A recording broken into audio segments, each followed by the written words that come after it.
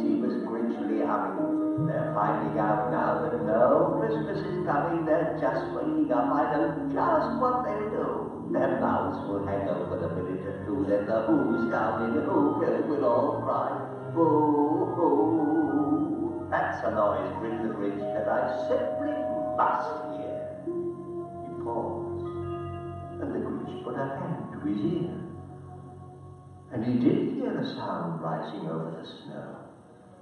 It started in low, then it started to grow.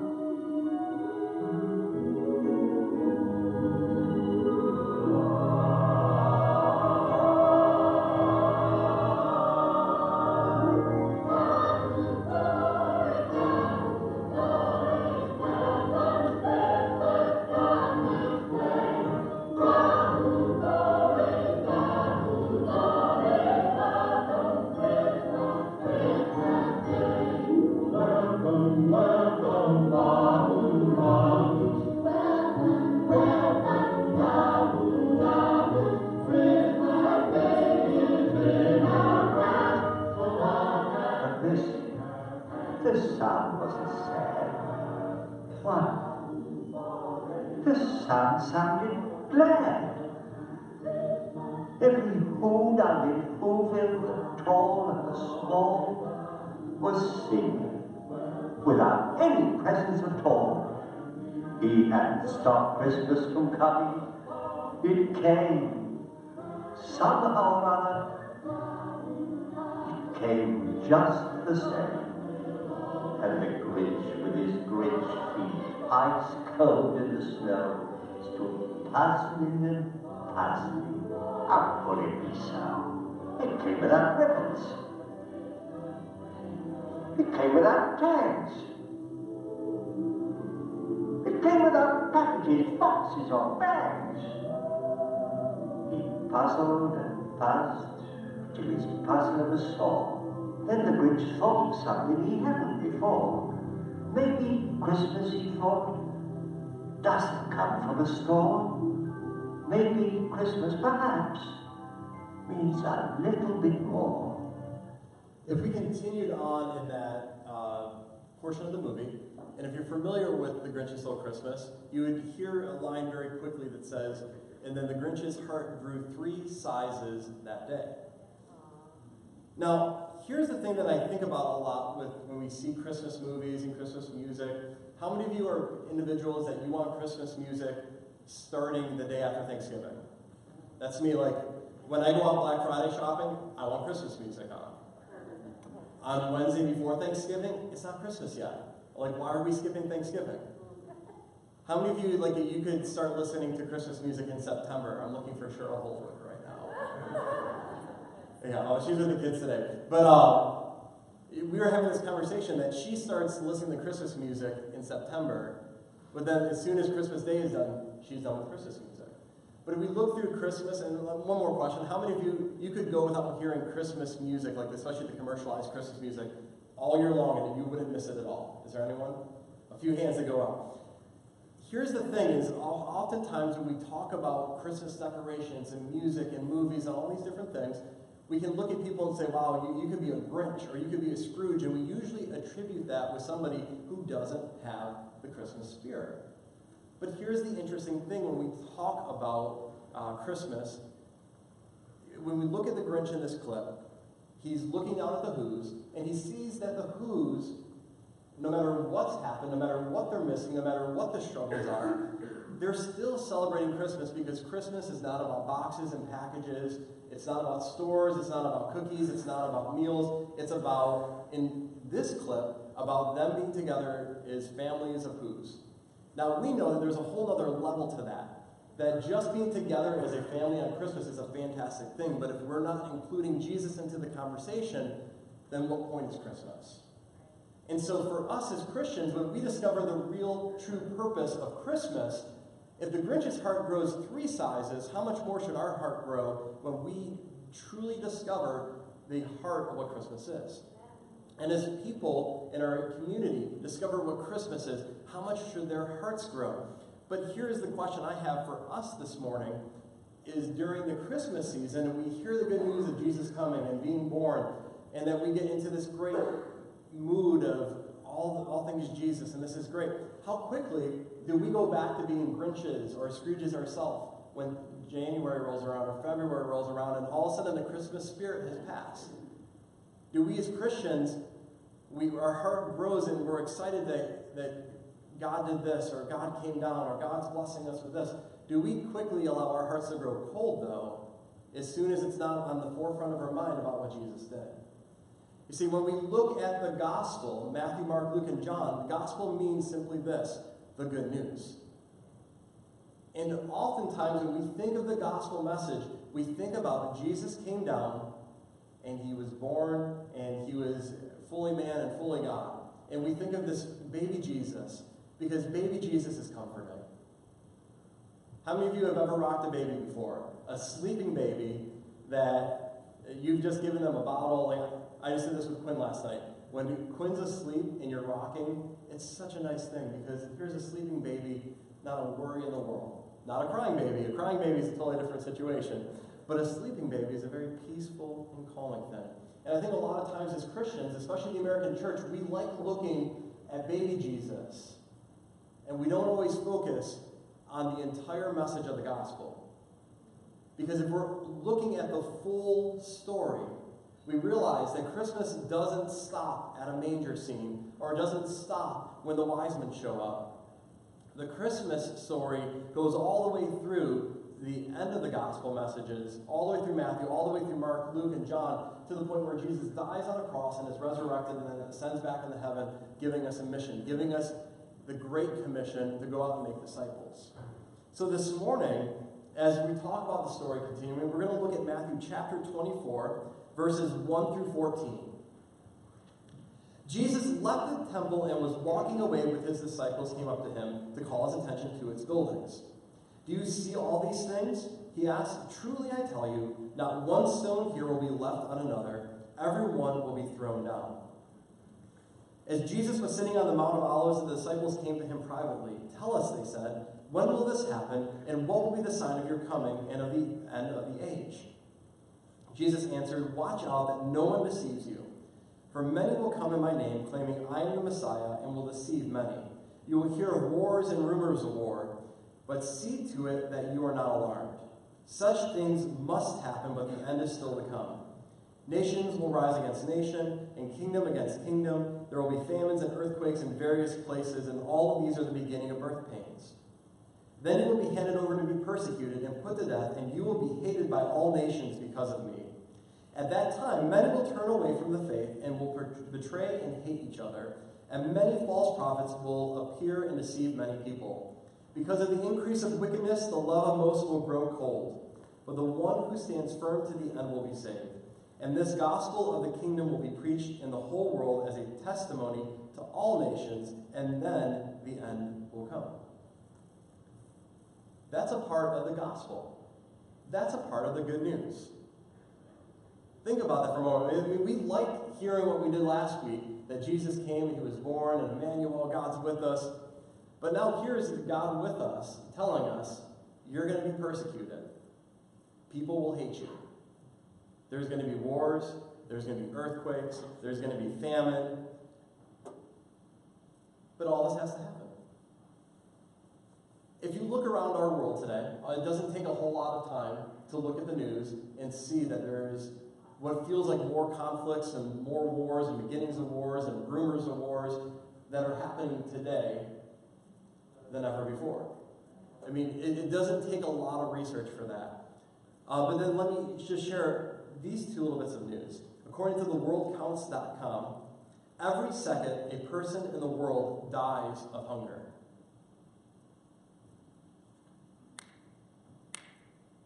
Please welcome Joe Everson. No, oh, sorry, hold on. Please welcome Joe Everson. All right. But here's the thing is, every second, somebody in the world dies of hunger. It's the reason that we do missions. The reason why we do missions is because the good news of Jesus Christ coming, dying on a cross and being resurrected, all of that has to be told to people, and there's people, because there's famines happening, that are dying every second. In fact, right now there's more than 1 billion people suffering from hunger. That means that 1 in every 6 people on earth right now don't have enough food to live a healthy life. That's why we do world missions, is because there's people who need to hear the story of Jesus. According to Forbes, scientists have found strong evidence that 2018 will see a big uptick in the number of large earthquakes globally.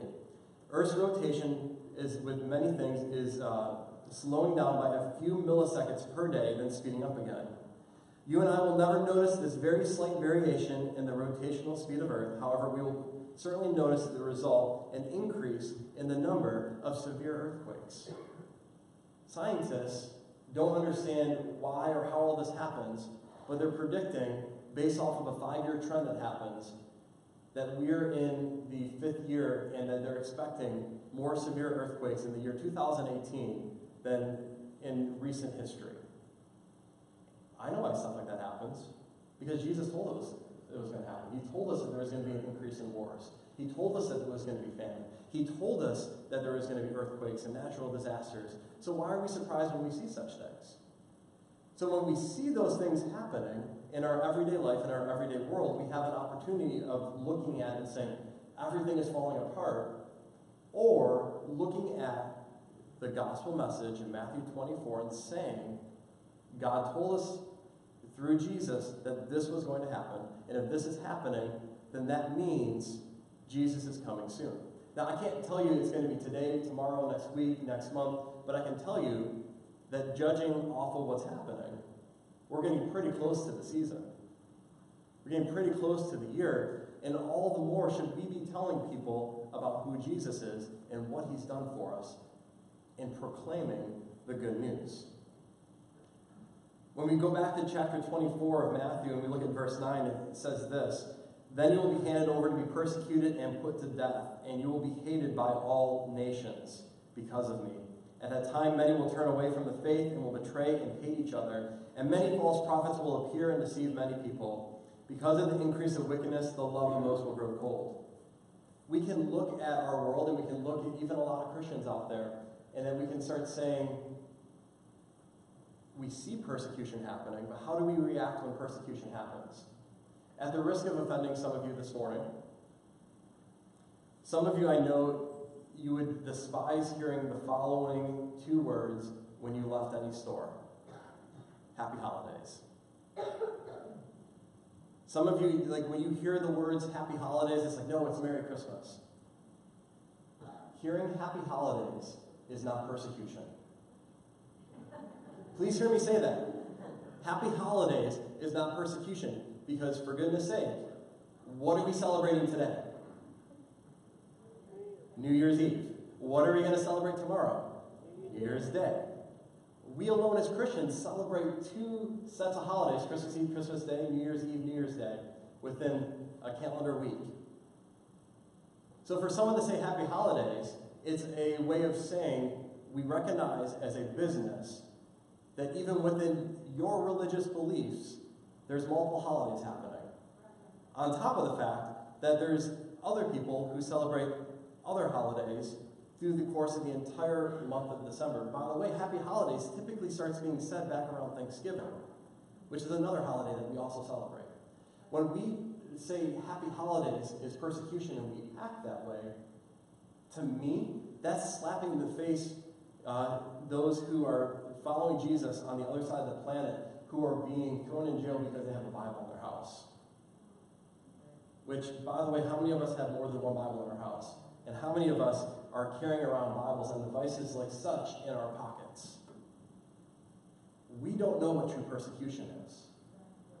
And if anything, when we go back to Jesus' words, he says, you will be handed over to be persecuted and put to death, and you will be hated by nations because of me.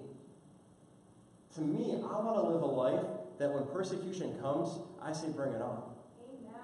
Because if persecution comes, they're only persecuting me because I'm following after Jesus. Satan has no business going after you if you're not doing anything for God, because he doesn't want to challenge you. He wants you to stay in status quo. If you're going after God and you're serving after God, expect to be persecuted because you're making an impact on his kingdom. I heard a preacher, Stephen Furtick, even just mention this. When we think of Satan so often, it's like he's hammering us, and he keeps trying to beat us, and he keeps trying to attack us, except for the fact that he already used all his nails. Satan has a hammer, but he has no nails. He has no ability of impacting you, beating you down anymore. He's thrown out all of his attacks. The Word of God says that no weapon formed against you shall prosper. Yet we allow him to prosper with the threat of an empty hammer that has no nails to go after us. We have no reason to be scared of persecution. Why are we scared of persecution? I mean, ultimately, if someone wants to come up against me, the worst thing that somebody can do to me for believing in Christ is end my life. If someone ends my life for believing in Jesus Christ, guess what? I'm in heaven. And if they fail, and God protects me and brings me through the persecution, I just got a better story to tell them. And now all of a sudden, through that persecution, now I can go up to other people and say, yeah, look at what man tried to do to me, but God pulled me through. Think of Daniel, when Daniel was put in the lion's den. Daniel had a good testimony already, but now all of a sudden when Daniel comes out of a lion's den and says they did me no harm, there was an angel there. The angel was keeping the lion's jaws shut so that I could remain safe. He had a better testimony when he came through persecution. And so often we want to avoid persecution. And it goes back to the idea of the gospel message is we like baby Jesus. Because baby Jesus is comfortable. It's comforting. But Jesus grows up.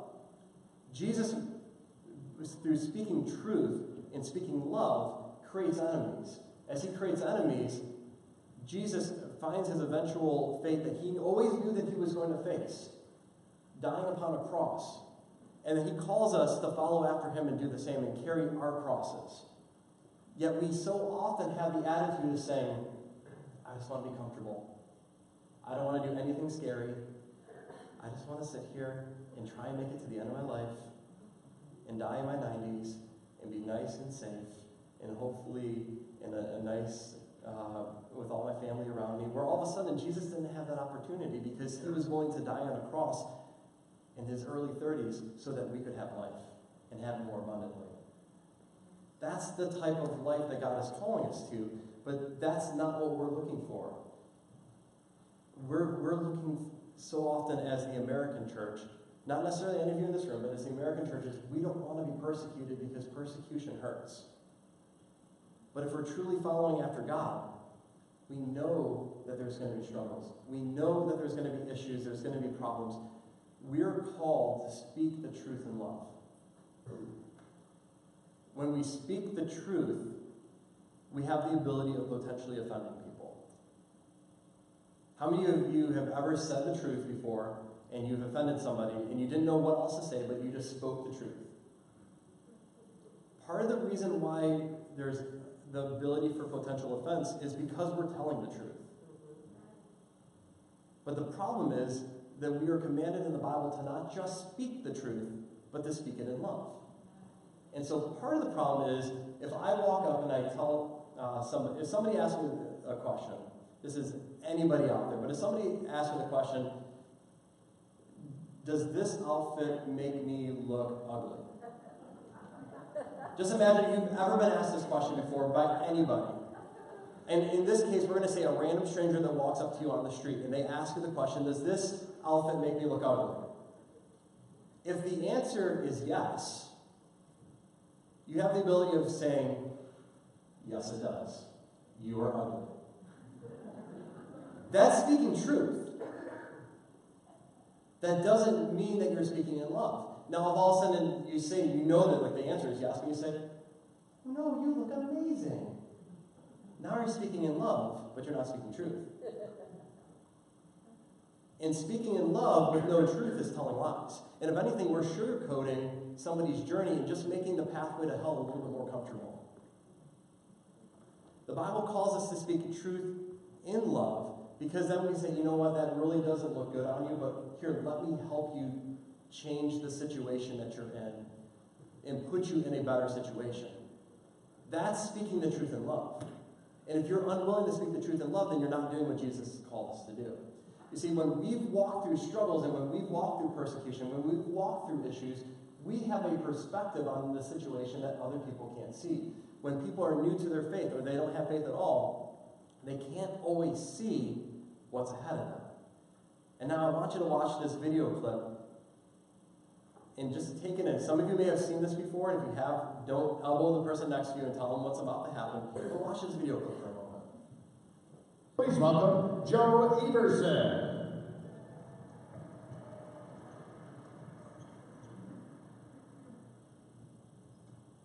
Oh, say, can you see by the dawn's early light what so proudly we hailed at the twilight's last gleaming, whose broad stripes and bright stars through the perilous fight o'er the ramparts we watched were so gallantly streaming, and the rocket's red glare, the bombs bursting in air, gave through the night that our flag was still there. Oh, say does that star-spangled banner yet wave o'er the land of the free and the home of the brave? Joe Everson, ladies and gentlemen. Here's the thing that's interesting about that video. How many of you have ever seen a clip of him doing the national anthem and painting before? Okay, so if you saw it, you knew what was happening, and I'm assuming it would be very similar to my eyes. I knew that he was going to be painting Iwo Jima, and I can't unsee what the painting is going to be. Because I've sat down and I've watched it before. But for those of you that have never seen it before, as you're watching it, it's almost, you've got a great singing voice, but like, what are you doing painting? You're just splashing colors all over because you don't have the perspective of what's really happening. And so then all of a sudden when that painting flips and then your eyes come into the proper perspective and you can see it, now you can say that's what was happening all along. As we've been talking this theme of collage all this month, it's the idea of God layering layer after layer after layer to create the Christmas story. And the very same thing is true to this day, is that there's so many elements that happened in the Gospels of Matthew, Mark, Luke, and John that tell what the story is, but you yourself play a part in that story. There's individuals that you will come in contact with that when they look at what the gospel is, it doesn't make sense to them. When they look at every single day life and all of the different things that happen and everything that they walk through, they don't understand what's going on. But you've been where they have before. You have the ability of sharing your testimony, sharing your story, and telling them what they can do to be saved and to experience true and real life in Christ. And there's going to be moments in your life where you're going to walk through and you feel like the painting is upside down and you don't understand what's happening, and God's not giving you that proper perspective yet to help you see where things are going. But trust and have faith that in the right timing, God's going to turn the picture, you're going to see it with a different perspective, and then all of a sudden, you're going to realize this is what God's been doing all along. God's consistently in your life and the people you come in contact with is painting a beautiful collage, things that you don't understand yet, experiences that are happening in your life that you don't know why they're happening or why they're happening in the timing that they are. This isn't the way you wanted it done, but it's happening anyways, and then all of a sudden, it's going to flip and turn around, and you're going to see that's why God allowed this to happen, because he was preparing me for this. And when we look at the idea of persecution, why does persecution happen sometimes? Because it prepares us for the next step in our journey so that we can then share that truth and share that faith with people we come in contact with. Because as we go back to the beginning of Matthew chapter 24 again, we see the fact that the days are getting close to Jesus' return. People need to hear the gospel. And we need to, as a people, as a Christian population in this nation, we need to stand up and say, I know what truth is. I'm going to speak that truth. I'm going to speak it in love because I want as many people to come with me to heaven as possible. We need to not get so tied up in terms and labels that we put on ourselves. Because believe me, there's going to be Republicans in heaven, there's going to be Democrats in heaven. The next time you get together with family and there's arguments between Republicans and Democrats, realize the fact that we're all people, we're all children of God, and we have one location that we're going to go to, or we're going to go to the other location that we don't want people going to. Are you really more concerned about your political affiliation than their destination? Are you really more concerned with what you see in their life happening, or where you see their life going? We need to ask ourselves those questions and not say, well, that's not the way I would do things. That's not, you've made too many mistakes. Oh, you haven't?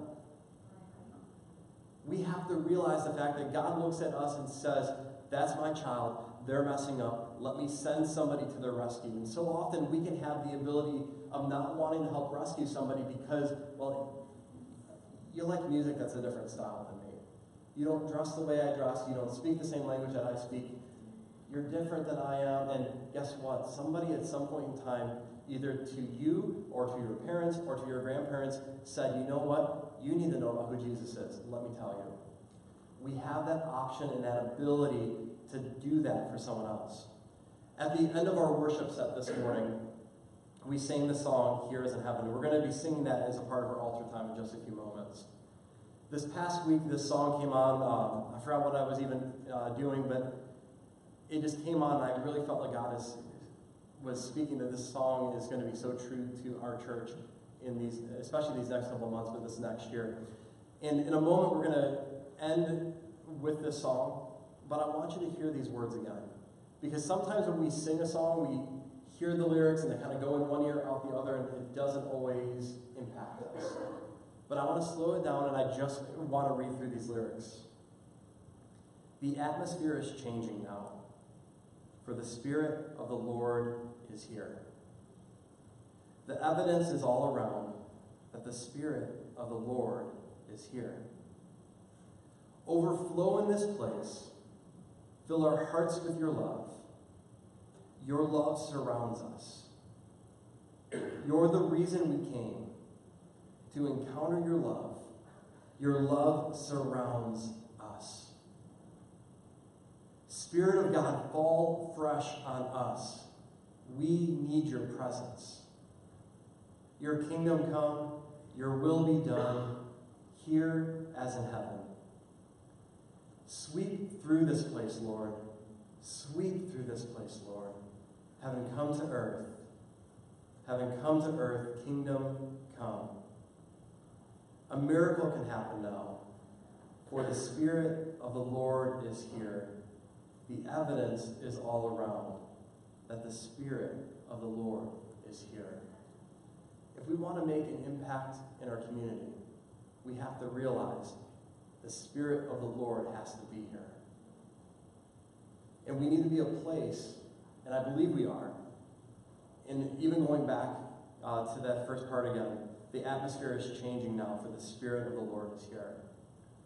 When the morning that Annie and I were elected and officially installed as the lead pastors of this church, Karen Halabin had made a comment to me that from the very first Sunday that she attended here to that particular moment, she's like, the atmosphere has changed in this place. I can't speak to anything that came before me, but I can just say from September to now, just as Annie and I have gotten to know you, you've gotten to know us, there's this buzz, there's this atmosphere. I love the fact that it always seems like 20, 30, 40 minutes that people are hanging out after church, spending time with one another, getting to know each other better. The atmosphere is changing here because the Spirit of the Lord is here, and God's got great intentions. God's got great plans. And with that, when the Spirit of the Lord is present, the atmosphere changes. Because the Spirit of the Lord is present, miracles can happen. Because His Spirit is present, His love can surround us. Because His Spirit is present, His kingdom can come and His will can be done. It's not about your will, it's not about my will. Will is not about your will. But it's about God's will. It's about God's kingdom coming and God's will being done. And here's the thing that we need to realize as individuals.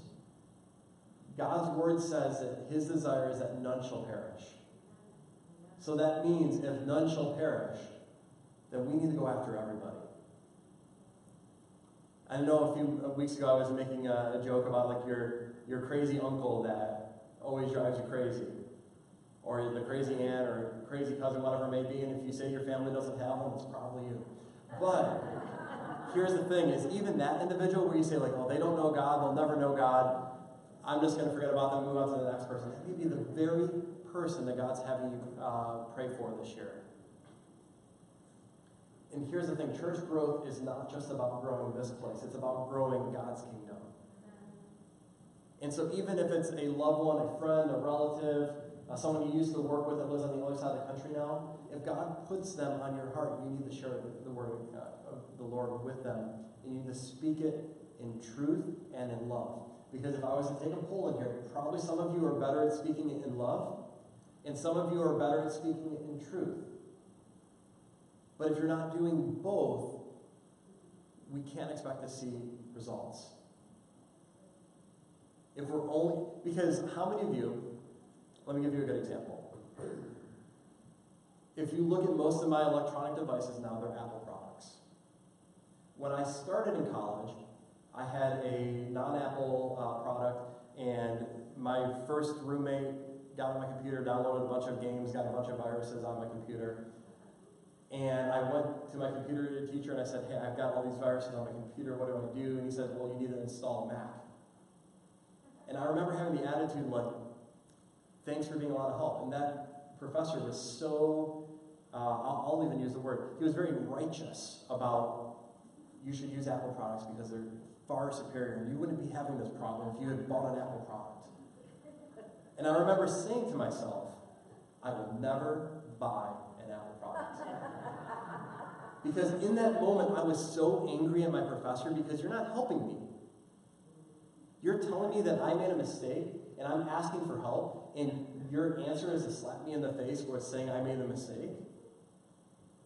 It was about a year or two later, put us in around the year 2007, since we're at the 10-year anniversary of the iPod coming out, that I went to buy my first MP3 player. Because I know for some of you this is one of those things that can age me, but I used to carry around my big binder of CDs.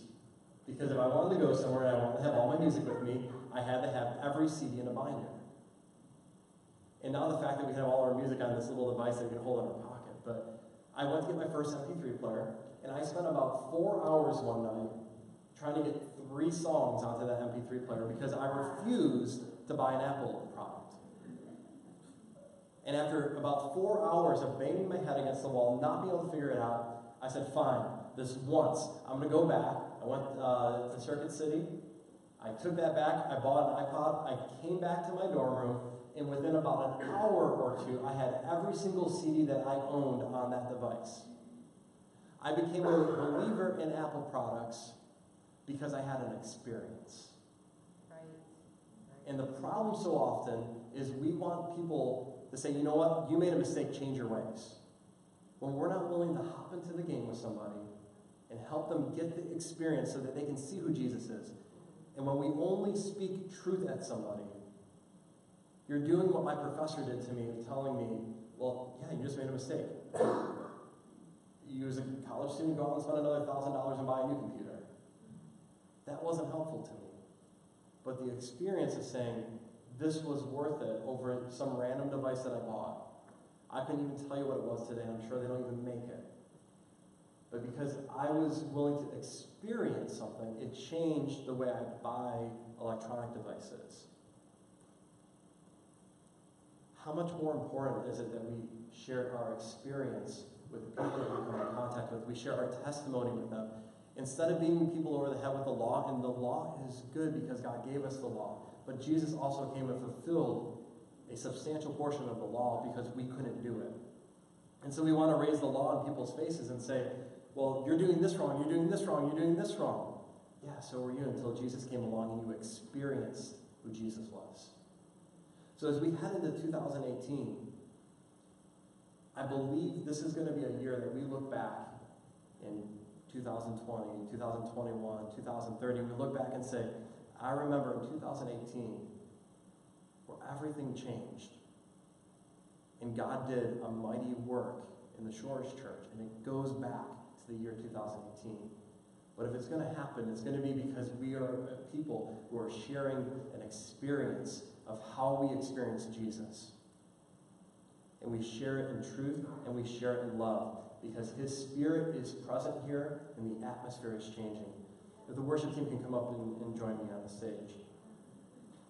The thing is, it can look rather scary, because so often we can put the focus on saying, I like Jesus, I like Christmas Jesus. I like because it's comfortable, I can put my hands around it, I can rock it, it feels good. But we want people to experience the full truth of what the gospel message says. It tells us persecution is coming. We can't expect people to experience what we haven't experienced or we're not willing to experience. So realize the fact that when persecution comes, don't get angry, don't get mad, don't get upset. Realize that if persecution is coming, you have reason to become joyful. Because if persecution is coming, that means breakthrough is coming. That means a harvest is about to come. But here's the thing about a harvest. So often when we think of harvest time, it's like, oh, we get all this great, if we're harvesting corn, that we have all this great corn, we have all the storehouses are full. When it's harvest time, it's no time to sleep. Harvest time means work time. And there is a result from the harvest. God said that the harvest is great, but the workers are few. Let's be a church, let's be individuals that would say, the harvest is here, let's get to work. The atmosphere is changing. The Lord is here. Let's get to work. Because God has great and incredible things in store for us, and in store for the St. Clair Shores, and in store for Macomb County. We're going to make a big difference, but we have to be willing to say, the atmosphere is changing. God, do with us what you will. So this morning as we go to close, I just ask you to stand, and if you want to come up to the altar space, that's great. But we're just going to sing, Here is in Heaven, and acknowledge the fact that God is going to do something great because his Spirit is present here with us.